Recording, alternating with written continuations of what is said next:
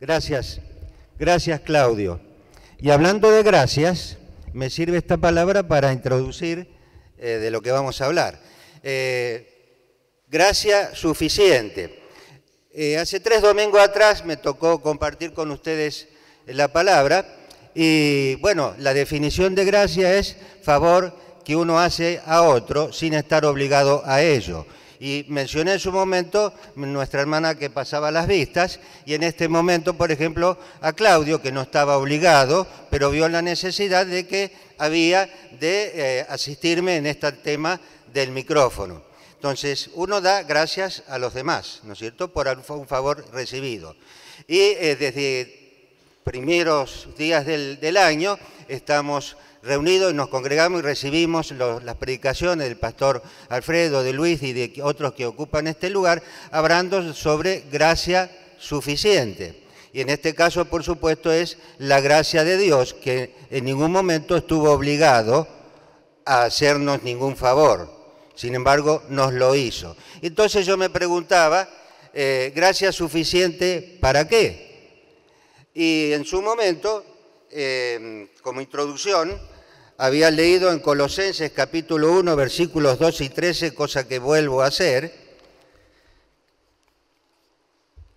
Con gozo dando gracias al Padre que nos hizo aptos para participar de la herencia de los santos en luz, el cual nos ha librado de la potestad de las tinieblas y trasladado al reino de su amado Hijo, en quien tenemos redención para su sangre, el perdón de pecados. Hermanos, si eso no es suficiente, gracia suficiente ¿para qué? Si lo que acabo de leer no es suficiente, y bueno, creo que tendríamos que ni siquiera seguir hablando. Pero claro, en su momento hablaba de que esto es una teoría, sí, en la eternidad, es decir, Dios nos dio la posibilidad de estar en la eternidad y ya lo estamos en su mente, ¿no es cierto?, para disfrutar de la presencia del Señor por siempre. Ahora, mientras tanto lleguemos a ese estado, tenemos que seguir viviendo. Y en su momento me permití compartir con ustedes un incidente que me sucedió, justifiqué cuando en la reunión de ordenación del pastorado de Rolo, una hermana del pastor Loredo Ignacio, que estuvo aquí hace poco tiempo, se acordó cuando nos presentamos, hola hermana, ¿cómo le va? Se acordó de mí, sí, me mencionó el hecho de que, bueno, ya hablé el 3 domingos atrás, de un accidente que yo había tenido y que le había hecho bien en los comentarios que respecto a ese accidente le había generado. De manera que decidí entonces, sobre esa base, presentar una declaración testimonial de lo que había ocurrido con mi vida, ¿no es cierto? Si, Silvina, podés pasar, por ejemplo, la foto 1 y la 3. Ahí la tenemos, hermano. Yo, por razones de trabajo, tenía que ir a Brasil, a Río de Janeiro, a estar un año trabajando en una empresa de la cual yo era el director. Entonces, fíjense, hay un acoplado con un eje sin ruedas y un auto totalmente destruido. Yo estaba en ese auto totalmente destruido. No lo dirigía un colega, otro ingeniero químico que había contratado para que trabajara allá en la empresa en Brasil. Sin embargo, este muchacho, 26 años, falleció. Y yo estuve ahí adentro, en ese rinconcito, en ese hueco que se ve, arriba en la otra foto, y acá el auto, fíjense, totalmente destruido. Entonces, ¿de qué tengo que dar gracias? ¿Podemos pasar la foto 5? Por favor, Silvina. Digo foto porque es una carta. Si podemos ampliar un poquito. No se puede, Silvina. Bueno, de cualquier manera se las cuento, si no alcanzan a leerla. Yo en ese momento estaba en la iglesia, aquí en la congregación, y era ministro de Ingresos y Egresos y también maestro de la escuela dominical. por razones, digamos, éticas, presenté la renuncia dirigida a la Iglesia y en la persona del pastor Samuel Lieber, informando que por razones de trabajo yo tenía que desatender mi actividad aquí en la Iglesia, entonces informaba y pedía la renuncia. Y también me encomendaba las oraciones de la congregación y si Dios decidía que volviera bien, continuaría sirviendo a la Iglesia, a la congregación, conforme a lo que el Señor permitiera. Yo no soy profeta, hermanos, es decir, profeta en el sentido de anticipar las cosas. Cualquiera que usa este lugar u otro para hablar en nombre del Señor, en la definición general de profeta, es profeta. Pero ustedes entienden que al decir yo no soy profeta es aquel que anticipa las cosas que van a suceder. De manera que en la previsión o en la posibilidad que yo pudiera no regresar, estaba presente. De cualquier manera, yo obviamente pensaba regresar. Es decir, tenía 48 años, una actividad normal, salud normal, entonces lo normal era que yo regresara. Fíjense, hermanos, que en 1 Tesalonicenses 5:18 nos dice, dar gracias en todo porque esa es la voluntad de Dios. No la tenemos, Silvina, ¿no? Bueno, dad gracias en todo. Ahora, si yo decía que pensaba regresar, y si yo veo la foto esa, y dar gracias, ¿por qué? Mira por lo que pasé. Sin embargo, porque esa es la voluntad de Dios. Entonces, cuando hablaba 3 domingos atrás, contesté el por qué, dar gracias suficiente, ¿por qué? Pero les comenté, hermanas y hermanos, que en mi cabeza aparecieron un montón de preguntas, de manera que quería contestármela y quiero compartir con ustedes las respuestas que encontré. Yo soy una persona racional, por mi profesión tengo que ser racional, y todos tenemos que ser racional, perdón hermano, ¿no? Pero sobre todo me refiero a la profesión porque matemática, lógica y deducciones y demás, sí o sí tenemos que tener una mente entrenada para eso. Entonces, como soy racional, me pregunto ¿por qué? En Romanos 12:1 dice, Pablo le dice a los romanos, es necesario que presentéis vuestros cuerpos en sacrificio santo, puro, agradable a Dios, que es vuestro culto racional. Hace un rato el pastor Alfredo, y menciono el pastor Alfredo porque si uno dijera pastor, ya piensa en Alfredo, pero tenemos que decir ahora el pastor Alfredo, el pastor Luis, y si Dios quiere más adelante, el pastor NN, que el Señor sabe el nombre. De manera que, si soy racional, puedo decir, pero yo no quería que Dios sacara mi cuerpo, entregar mi cuerpo en ese auto. ¿Se entiende el pensamiento, no? Yo quería volver enterito y sano. Pero como soy racional, me tengo que preguntar, ¿por qué pasó eso? Y habría muchas respuestas para eso. En primer lugar, una ley natural y absoluta que se enseña en física, la física newtoniana, la de Newton, las primeras leyes, ¿no es cierto? Dos cuerpos no pueden ocupar el mismo lugar en el espacio. Entonces, si iba un camión en una dirección, iba un auto en otra dirección, y por la razón que fuere, uno se desvía, en el mismo lugar no pueden estar los dos, se chocan, con un resultado evidente, ¿no es cierto? El camión con pocos daños y el auto totalmente destruido y una vida cortada. Y otra ahí cerquita. Esa otra era yo. Pero bueno, entonces, ¿por qué? Me preguntaba yo. Y ya le voy a contestar el por qué. Vuelvo a lo que dijimos, que dice Pablo a los tesalonicenses, dad gracias a Dios por todo. En el sentido genérico puedo decir, gracias a Dios porque Él me trajo de nuevo, entero. Pero hay un detalle que quiero compartir con ustedes. Y cuando yo estaba internado en el hospital, que me despierto y veo a mi señora al lado de la cama, y yo creí que estábamos en el apartamento que la empresa me daba, porque cada tanto ella iba allá para estar conmigo, y entonces que pensé que estaba, bueno, me quiero mover y no podía, estaba atado todo, no podía hablar, todos los dientes atados con alambre, quebrada la clavícula, quebrada la mandíbula, quebradas costillas, quebrado por todos lados. Y la mente dando vuelta también por todos lados porque estaba con problemas neuronales. Pero me despierto, la veo a ella, uy, qué bueno que estás aquí, miro hacia atrás, veo un viejito inclinado orando, no entendía nada, me quiero levantar, voy al espejo del botiquín, me miro, no era yo porque estaba todo atado por todos lados, y bueno, gracias en todo, ¿por qué? ¿Y tengo que dar gracias por eso? Sí, pero hay otra cosa que, ¿ustedes se acuerdan cuando Pablo habla gozo inefable? Que es un gozo, es algo que uno no puede describir lo que siente. Y le digo por qué también gracias a Dios por esa situación. Porque cuando el neurólogo me atendía, ¿no es cierto?, yo no me acuerdo bien todos los detalles.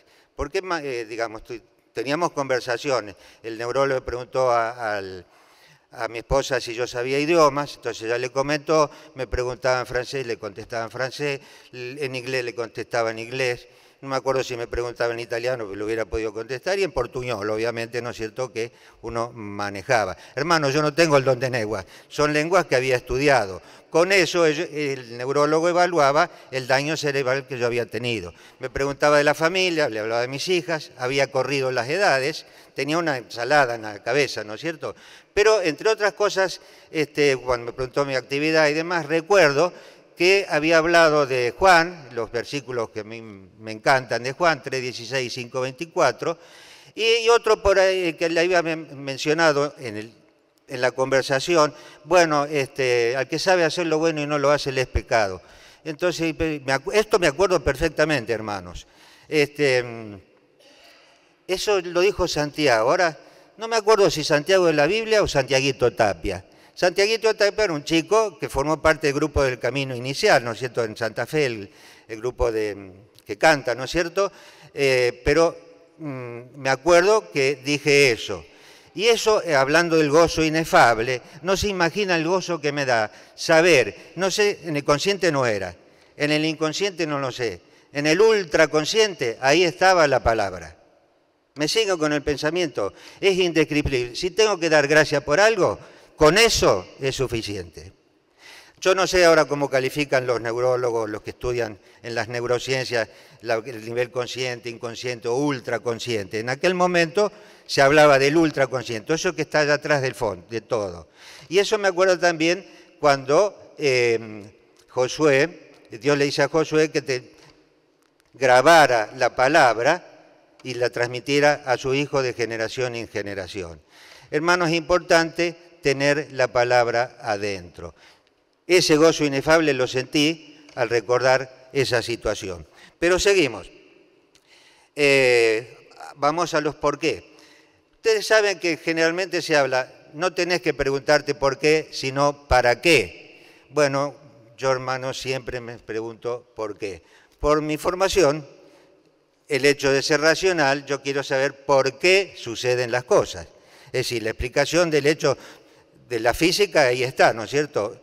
El choque fue dos cuerpos, el mismo lugar en el espacio no lo pueden ocupar. Ahora, pero voy al porqué y ya interno, no físico. Entonces me gustaría compartir con ustedes lo que dice el Salmo 90,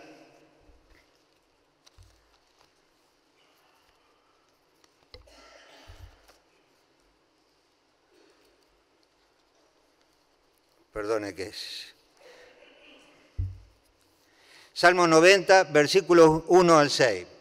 Señor, tú nos has sido refugio de generación en generación. Antes que naciesen los montes y formases la tierra y el mundo, desde el siglo y hasta el siglo tú eres Dios. Vuelves al hombre hasta ser quebrantado y dices, convertíos, hijos de los hombres, porque 1000 años delante de tus ojos son como el día de ayer, que pasó, y como una de las vigilias de la noche. Los arrebatas como un torrente de aguas, son como sueño, como a la hierba que crece en la mañana florece y crece, y a la tarde es cortada y se seca. Porque con tu furor somos consumidos y con tu ira somos turbados. Pusiste nuestras maldades delante de ti, nuestros reyes en la luz de tu rostro. Porque todos nuestros días, enfatizo esto, porque todos nuestros días declinan a causa de tu ira, acabamos nuestros años como un pensamiento.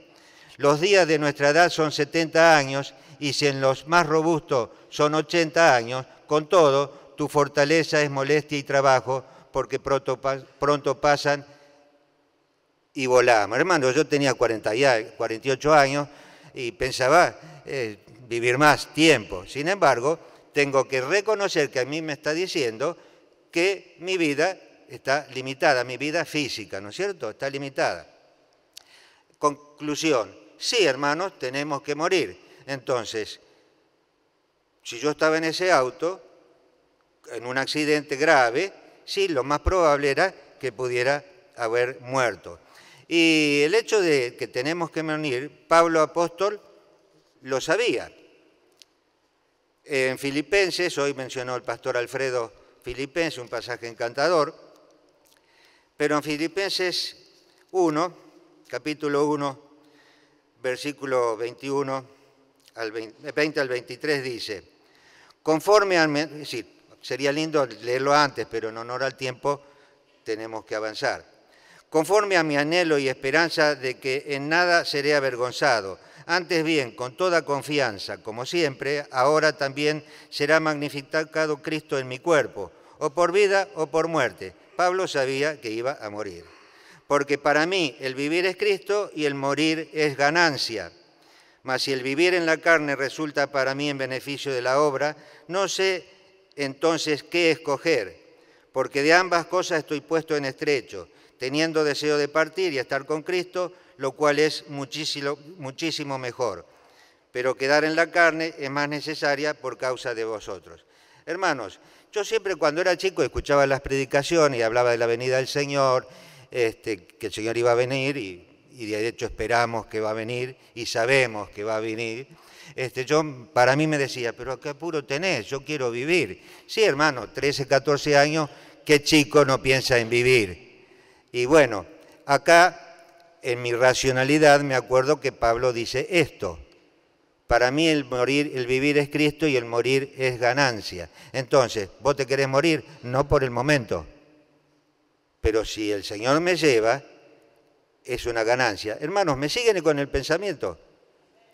Me siguen con el pensamiento, ¿no es cierto? Es decir, el hecho de que yo hubiera muerto en ese momento, estaría con Cristo. Y si Pablo dice que estar con Cristo es muchísimo mejor, estaría muchísimo mejor. Ahora, ¿por qué estoy aquí?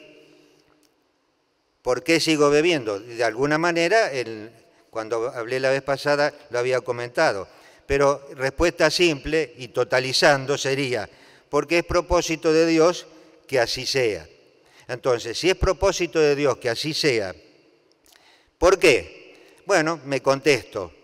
En Efesios 2:19, fíjense hermanos lo que dice, contestando un por qué.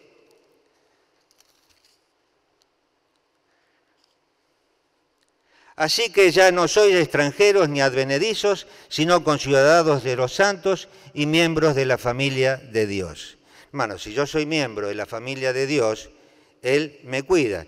Y si no me quiso allá en su momento, por algo me quiere aquí ahora.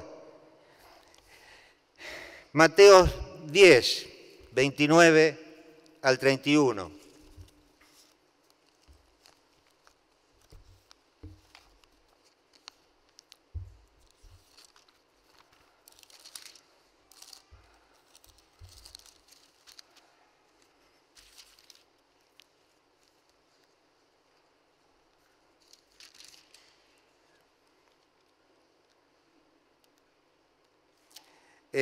Decía Mateo 10, 29 al 31. ¿No se venden 2 pajarillos por un cuarto?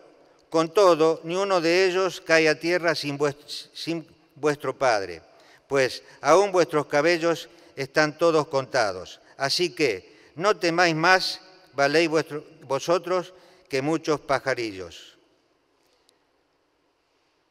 Más valéis vosotros, se lo decía a sus discípulos, y me lo apropio yo, porque también soy discípulo, como ustedes, valemos más para el Señor que muchos pajarillos.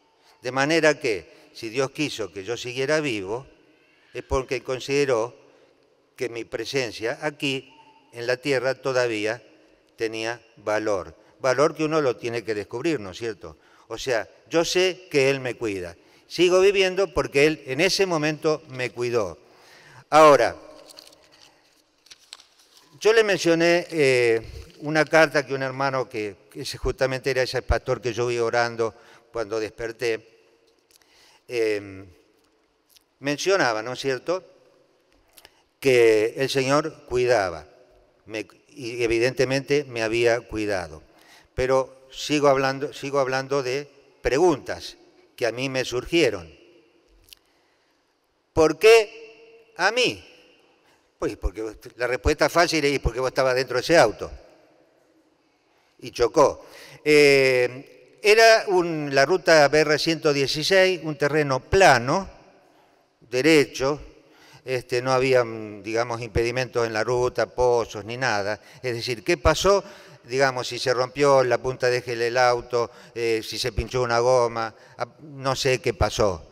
Dentro de lo que hablaba el pastor cuando estábamos, y el del discipulado, en el último que tuvimos este jueves, comentaba en forma, yo digamos, humorística, pero en serio, yo tengo pedido una audiencia al Señor cuando estemos allá para que me conteste un montón de los por qué. Y una de esas preguntas está en esa, ¿por qué fue ese choque así?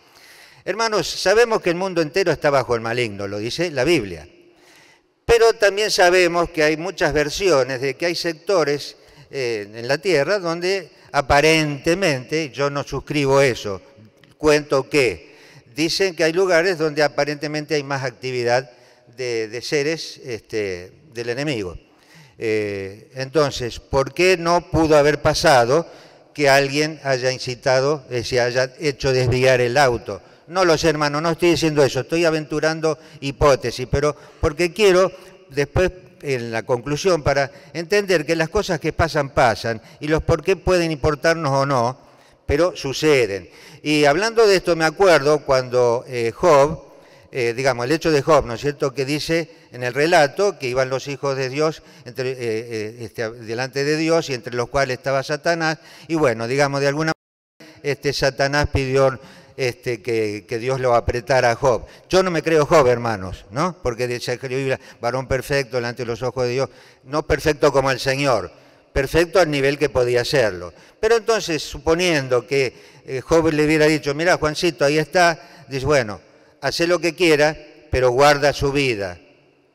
Otra respuesta a los por qué. ¿Me siguen, hermanos?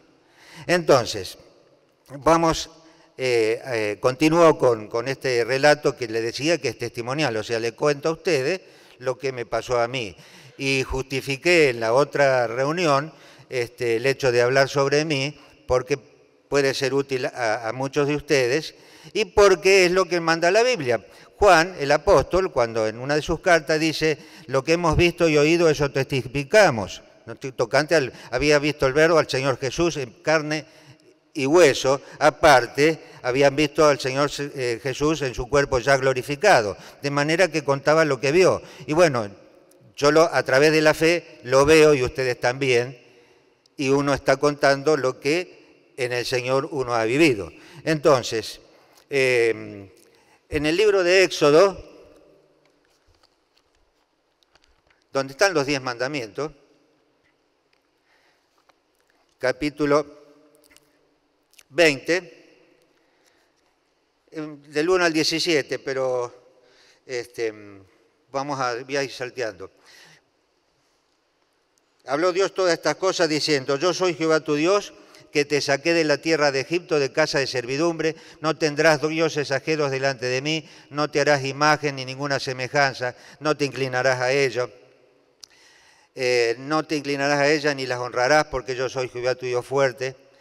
No tomarás el nombre de Jehová tu Dios en vano, porque no dará por inocente Jehová al que tomare en su nombre en vano. Acuérdate del día de reposo para santificarse. 6 días trabajarás y harás toda tu obra, mas el séptimo día sigue, ¿no es cierto? Honra a tu padre y a tu madre para que tus días se alarguen para que tus días se alarguen en la tierra que Jehová tu Dios te da. No matarás y sigue. Pero me detengo en esto. Honra a tu padre y a tu madre. Hermanos, yo nací, conocí al Señor de chico. Era un niño. Un accidente, un auto me había atropellado, me había quebrado la pierna en 7 partes y yo vi que venía el auto, me arrojé, es decir, y me golpeó la pierna. Pero yo estaba fuera de la gracia en ese momento, entre comillas. ¿Por qué? Porque mi mamá, mi madre, mi familia conocía al Señor, vivía acá en lo que es ahora Capitán Bermúdez, se habían mudado a Santa Fe, vivíamos en Santo Tomé durante muchos años y por razones de movilidad no siguió yendo al culto, ¿no es cierto? Que ya decía el culto, lo que decimos en las reuniones nuestras, ¿no es cierto?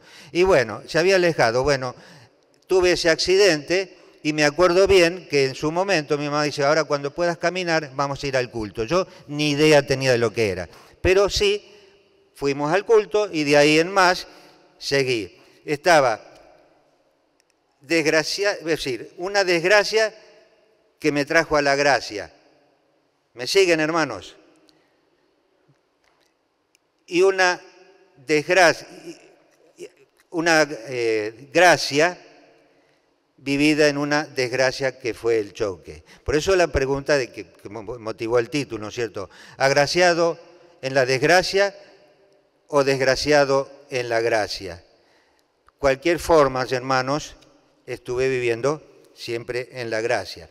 Ahora, ¿por qué comento esto? Cuando nos casábamos en nuestra iglesia se acostumbraba a hacer la despedida de solteros. Hoy sigue haciendo con distintas variantes, ¿no es cierto? Y depende de los lugares. Pero cuando nos reuníamos todos, la sociedad de jóvenes y demás, en la iglesia, y teníamos era la despedida de soltero con comida, y que cada uno aportaba así a la canasta. Pero lo que era nuestro lema fundacional como familia, para iniciar, era Josué 24:15, cuando le hace el discurso de despedida y Josué dice, y si mal os parece seguir a Jehová, ustedes elijan a quién servir, que yo y mi casa seguiremos a Jehová. Recién íbamos a empezar nuestra familia, entonces yo ya tenía decidido con Norma que íbamos a seguir sirviendo al Señor. Ahora, mencioné la vez pasada los 2 hijos de la parábola, ¿no es cierto? El hijo pródigo y el hijo no pródigo. Uno que vivió desgraciadamente porque se fue lejos del padre y otro que estaba viviendo en la gracia del padre y no se daba cuenta. Entonces, ¿por qué a mí? Permítanme compartir este pensamiento. Señor, yo de chiquito te conozco. Siempre te obedecí, traté de honrar a mi papá y a mi mamá, veía el sacrificio que ellos hacían por mí para criarme y demás. Éramos una familia muy modesta, me acordaba siempre y en la escuela y demás nunca compartía con los chicos ni los chistes verdes ni actividades que no fueran de acuerdo a lo que en la Biblia se manda, ¿no es cierto? Y yo creía.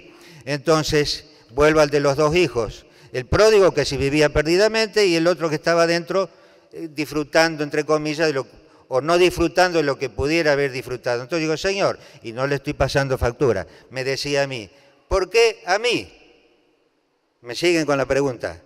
Nos pasa a muchos de nosotros que cuando nos pasan cosas que no quisiéramos que nos pasen, nos preguntamos, ¿y por qué a mí? Y podemos llegar hasta enojarnos con Dios.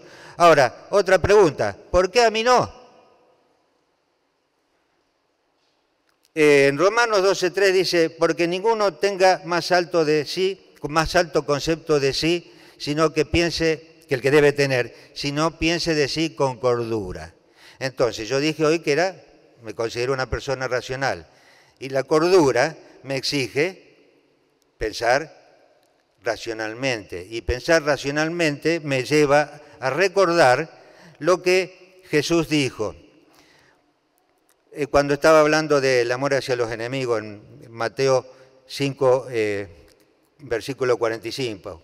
Para que seáis hijos de vuestro Padre que está en los cielos, que hace salir el sol sobre malos y buenos y llueve sobre justos e injustos. Esto me dice, las leyes naturales están. Las cosas le pasan a cualquier hijo de vecino. ¿Por qué a mí no me va a pasar el hecho de que tenga un accidente grave que pudo haber sido mortal? Y comparto este pensamiento, hermanos, porque de esta manera muchos llegamos a pensar, aquellos que conocimos al Señor de chico, y fuimos en la gracia de Dios cuidados, guardados, para evitar vivir circunstancias muy desagradables, y ya no me refiero a un choque, sino cualquier circunstancia en las relaciones que tenemos.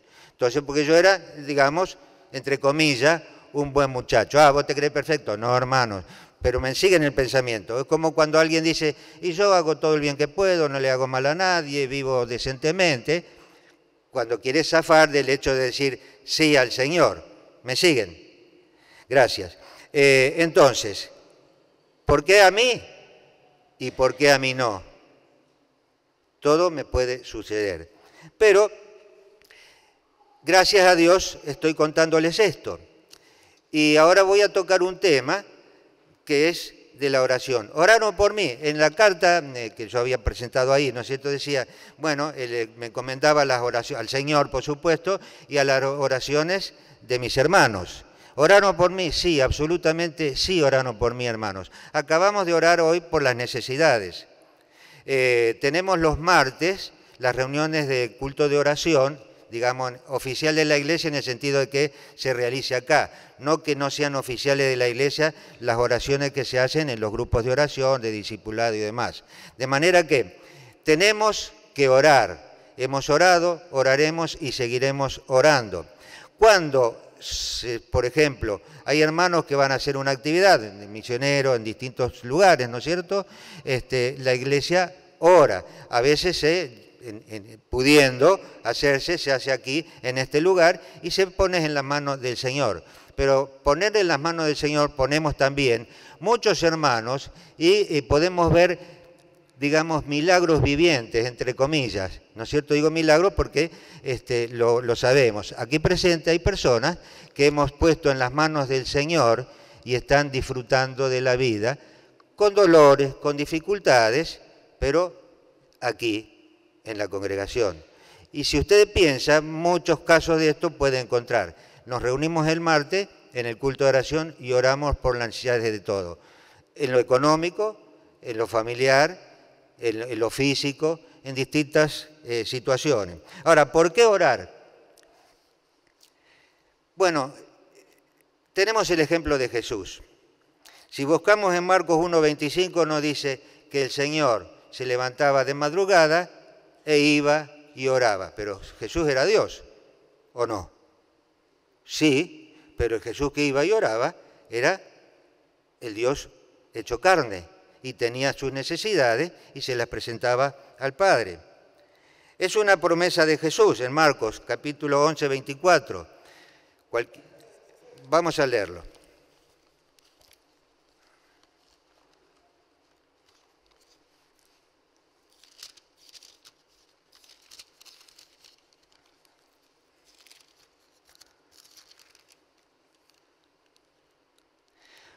Está hablando cuando tuvo digamos, la situación, el hecho de la higuera maldecida, que se secó. Por tanto, os digo que todo lo que pidiereis orando, creed que lo recibiréis y os vendrá. Creed que lo recibiréis y os vendrá. ¿Cómo? Antes, orando. También es una necesidad, Romanos 15:30, enfatizo este tema de oración, hermanos, porque en algún momento yo no le daba, entre comillas, es decir, en la práctica, en la teoría sí, mucha importancia a la oración, pero en la práctica no le daba tanta importancia, y comparto esto porque seguramente a alguno de ustedes le pase lo mismo. Y sí, yo sé que tengo que orar, y de hecho oro, sí, claro que oro.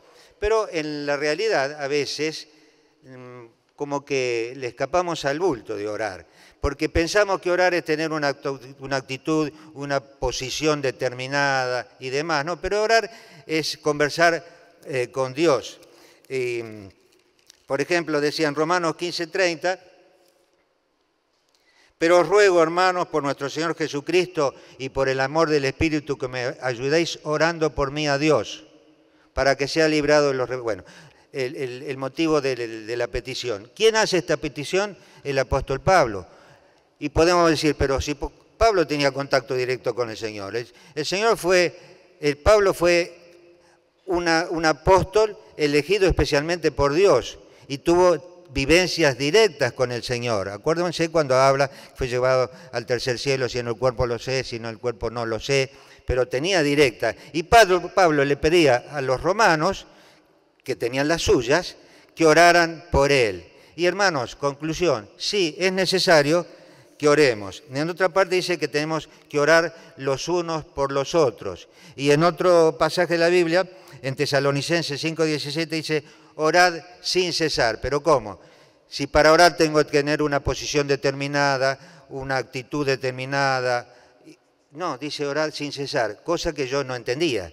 ¿Y qué es orar sin cesar? Estar en contacto permanente con el Señor, mentalmente.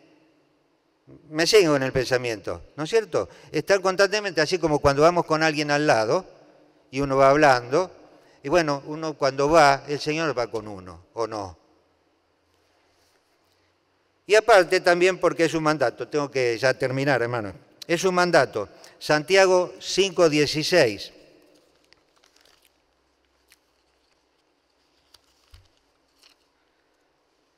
Dice, confesad vuestras ofensas unos a otros y orad unos por otros para que seáis sanados. La oración eficaz del justo puede mucho. Hermanos, oramos nosotros, pero acá dice del justo. ¿Somos justos nosotros? No hay respuesta, no es que pretenda la respuesta, pero me van a acompañar con el pensamiento. Sí, somos justos porque hemos sido justificados por el Señor. Y si habíamos leído que todas las cosas que pedíamos al Padre en su nombre, Él lo haría, seguro que el Señor va a responder respuesta. Y hemos hablado recién, y podemos seguir numerando muchos casos, que el Señor siempre responde. Eso sí, a veces la respuesta no es lo que nos agrada, pero sí es la respuesta que necesitamos. Tengo que terminar, hermanos. Espero que estos pensamientos les hayan servido, puedan compartir. Si alguno de ustedes tiene alguna duda de lo que he dicho, está todo fundamentado en la Biblia, ¿no es cierto? Pero con gusto podría después, al terminar, aclarar algunas de las preguntas que pudieran surgirle al haberle compartido esto, hermanos. Agraciado en la desgracia o desgraciado en la gracia. No valen las preguntas, hermanos, en este caso. Para mí, agraciado siempre. Gracias por la atención.